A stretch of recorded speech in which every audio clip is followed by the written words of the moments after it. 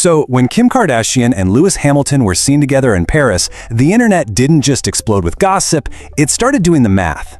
And what we're really looking at here isn't just another celebrity dating rumor. No. This is the potential collision of two global empires. A move that could literally redefine what it means to be famous and powerful. Look, this isn't about who picked up the check for dinner. This is about brand valuation. It's about market expansion, and it's about legacy building on a scale most of us can't even imagine. The stakes here are so much higher than a tabloid headline. So let's pull back the velvet rope and actually analyze what could be the most calculated and maybe the most brilliant business merger of the decade. Okay, let's set the scene. It's early February 2026. Kim Kardashian and Lewis Hamilton are spotted arriving together at a hotel in Paris. Now, you gotta understand, this wasn't some flashy red carpet or a big sponsored event. This was a quiet, deliberate arrival that sent a message so loud it was deafening. Now look, these two are not strangers. They've been running in the same elite circles for years, orbiting each other at fashion weeks and Met Galas. But these recent sightings, they're different. A private trip to the English countryside, immediately followed by this very discreet but very public arrival in Paris, well, that signals a huge shift. We're moving from casual friends into something way more intentional. And this, right here, is the absolute key to understanding the whole thing. Kim Kardashian has spent 2 decades becoming a master of public image. Every single appearance is curated, every photo has a purpose. The fact that they were seen arriving together, even quietly, that was almost certainly a calculated move. It was a soft launch, not just of a relationship, but of a powerful new alliance being signaled to the entire market. So to really get the sheer scale of what's happening, we have to stop thinking of them as people for a minute. We need to see them for what they really are, 2 powerful, independent corporations. Think of them as 2 CEOs exploring a massive joint venture, with their personal brands as the core assets on the negotiating table. And when you put them side by side, you see this incredible contrast, but also this perfect synergy. On one side, you've got Kardashian Inc., a direct-to-consumer beast that's laser-focused on millennial and Gen Z women. Having conquered that, her next objective is just aggressive global domination, pushing into tougher markets, like menswear. Then you've got Hamilton LLC, a brand built on pure excellence and prestige. His move to Ferrari, that's not just changing teams. It's a strategic move into the absolute stratosphere of luxury branding. His goal is to build an empire that will last long after he hangs up the helmet. And let's just put a number on Kardashian Inc. for a second. Skims, the company she co-founded, has hit a mind-blowing valuation of $4 billion. And let's be clear, this is not a celebrity side hustle. This is a dominant, disruptive force in the entire global apparel industry. And then you look across the table at Lewis Hamilton. His personal net worth is sitting at over $500 million thanks to massive F1 contracts and a really smart portfolio of endorsements. You put them together, and their combined financial power and brand influence, it's just staggering. It's almost unrivaled. So to really understand why this pairing could be so incredibly powerful, we have to look past the gossip columns and into the actual science of marketing. There's a playbook for this stuff, core principles that decide whether a partnership like this succeeds or just fails spectacularly. And it all comes down to how we, the audience, perceive it. Okay, first up, brand equity. The easiest way to think about this is like a bank account, but instead of money, it's filled with trust, recognition, and goodwill.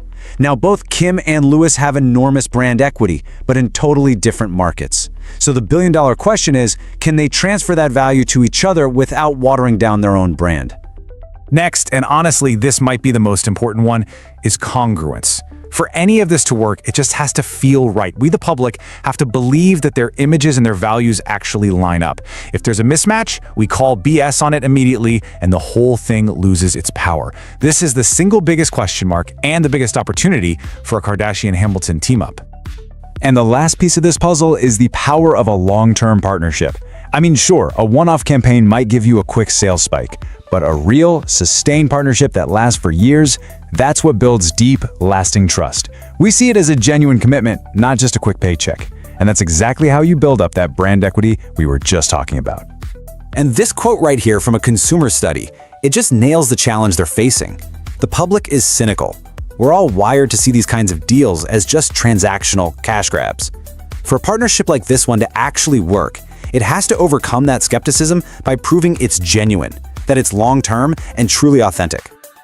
Okay, so we've got the theory down. Now, let's connect the dots. Let's look at exactly what each of these brands gets from this potential merger, because make no mistake, this is not a one-way street. This could be a masterclass in creating symbiotic value. So for Kim, what's in it for her? Oh man, it's a strategic masterstroke. This gives her a direct pipeline into the European luxury market. Through Lewis, she gets access to the Formula One paddock, which is basically the world's most exclusive mobile country club. This is absolutely crucial for Skims, especially its growing menswear line. It's a gateway to this huge, wealthy, male audience that's been out of her reach. Plus, an association with a brand like Ferrari, that gives her a level of prestige that even her billions can't buy. And for Lewis, he gets the keys to the Kardashian machine, an unrivaled engine for turning fame into a global business. She's got the playbook for his post-racing career in fashion, media, and investing, a playbook she has spent 20 years perfecting. And if you want to understand the raw power Lewis brings to this negotiation, just look at this number. This is the explosive growth Ferrari saw on social media right after they announced he was signing. He doesn't just bring his talent, he brings an entire army of fans with him. And this chart? This is what we call the Hamilton effect in real time. Ferrari gained over 5.5 million new followers. That's an 18.7% jump that just dwarfs what their competitors were doing. This is hard data showing his immense commercial power. The man is a walking, talking audience aggregator. And this is precisely the audience Skims needs to conquer its next frontier. And listen to this from former Ferrari driver Gerhard Berger. He says the marketing potential here is just unprecedented. A championship win for Lewis in red? That would be a global cultural moment. Now, can you imagine associating the Skims brand with that level of historic achievement? It would be a marketing coup like nothing we've ever seen. Okay, but this is not a slam dunk, not even close. There are some huge brand conflicts and perception hurdles here that could derail this whole thing before it even gets off the ground. And this is where it gets really, really complicated. And the biggest hurdle, the elephant in the room, is this question.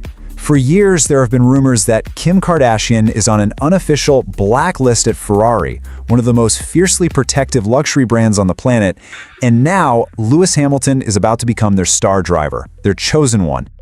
All right, so let's be real about this blacklist. Ferrari has never confirmed it exists. It's more of an informal but very real system of gatekeeping. They protect their brand's insane exclusivity by controlling who can even buy their most special cars. But the real issue here isn't a list, it's a potential culture clash. Ferrari is all about old-world, understated European legacy. The Kardashian brand, as brilliant as it is built on mass-market accessibility and maximum exposure. These two brands are like oil and water, and that puts Lewis in a very, very tricky spot between his new employer and his potential partner. And look, it's not just about what Ferrari thinks, it's about us, the public. This data shows that a massive chunk of the audience, 40%, is immediately skeptical of these high-profile collaborations. They're already primed to see this as a PR stunt, and that 40% is the main obstacle. If they can't convince those people that this is genuine, then that whole brand equity transfer we talked about, it goes right out the window. Which, of course, brings us to the big counter-argument here, that this isn't a romance at all. That this is just a partnership of convenience, a cold, calculated business transaction designed to boost Ferrari in America and Skims in Europe. A loveless but potentially very, very profitable brand merger. So, where do we land on this? Is it a strategic alliance, a genuine romance, or something else entirely? Well, the truth is, it's probably all of the above.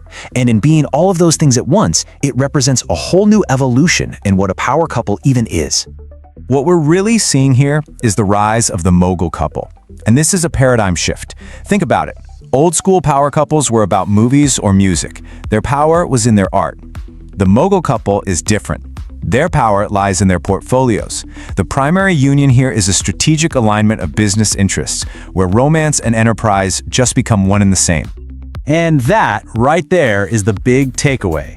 What this whole Kardashian-Hamilton convergence really shows us is the absolute peak of modern celebrity culture.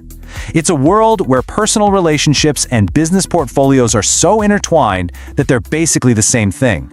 In this new world, brand is everything. So I'll just leave you with this final provocative question to think about. Are we watching a story of romance or revenue? And maybe more importantly, in the hyper-commercialized world we live in today, Can we even tell the difference anymore? Thanks for watching Media GenX. If you liked this story, show some love with a like, subscribe for future updates, and share it around. Until the next headline.